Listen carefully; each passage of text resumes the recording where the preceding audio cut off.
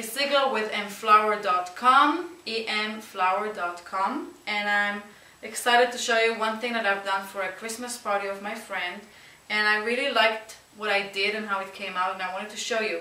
It's a structure that is above flowers, or the flowers can be inserted through, and I've used few materials for that. I've used Christmas ornament holder. It comes in a packet like that from IKEA. So it's called Snovita. And I'm not sure if you can find it all year long, but it was on Christmas time, so I got that. And then when you assemble it, you actually have this simple structure that will serve me as a holder when I'm going to be done with my twigs. You can spray paint it. I actually spray painted copper before. I just wanted to show you how it comes natural. I'm going to take 2 long pieces to start with, and I think I'm going to twist them this way to create 2 sides that has the thicker part of the branches. So it's going to be a little bit challenging to begin with, just like every structure, until you figure out what goes with what. I have my binding paper here that I'm going to start using to actually connect those branches together. So I have the basic structure. What I would like eventually to do, and I want to show you where I'm going, is I would like to put it on top of this structure and create a beautiful piece together. And then I'll show you how you can use flowers in that too. I'm trying to create some depth in this structure, so it's not going to be flat, and that's why I chose 2 branches that has lots of twigs on them. And I'm going to be adding some more. The beauty about structures is that you can just keep them. They dry nicely. You can reuse them again and again and again.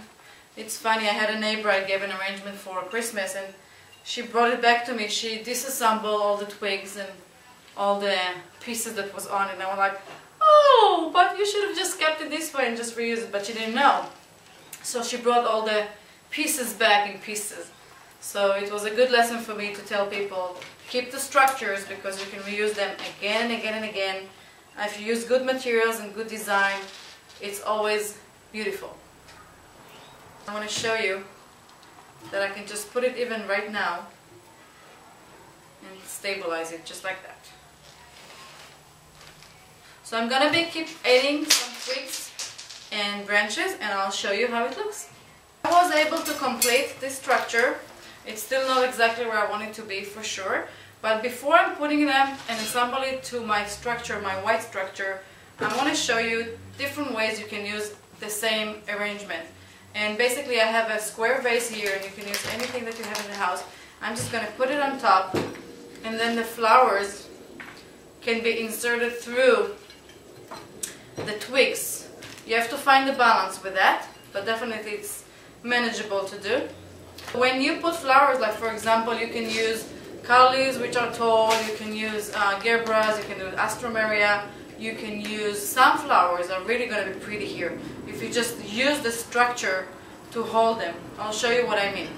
I'm going to take my calla lilies and cut it just to show you how it looks,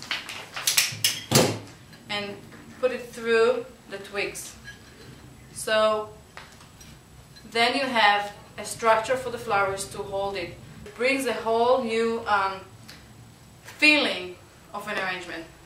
You can also use a tall vase if you have lots of them. I know people have lots and lots of tall vases, and just put it on top of it, stabilize it.